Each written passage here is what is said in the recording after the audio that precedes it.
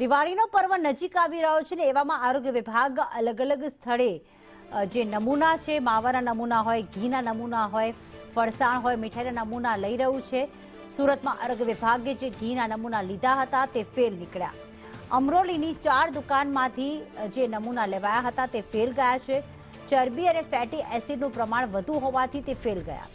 આરોગ્ય વિભાગે શંકાસ્પદ ઘીના નમૂના લીધા હતા। 7 દુકાનોમાંથી નમૂના લઈ અને લેબમાં ટેસ્ટ માટે મોકલ્યા હતા। દુકાન ધારકો વિરુદ્ધ ફૂડ સેફ્ટી એક્ટ મુજબ કાર્યવાહી કરવામાં આવશે।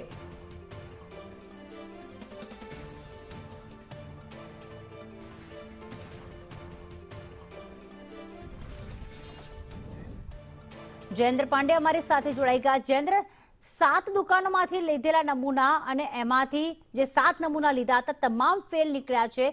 એમાં કયા પ્રકારના ખાદ્ય વસ્તુઓ હતી ને હવે દુકાનધારકો સામે શું કાર્યવાહી કરાશે?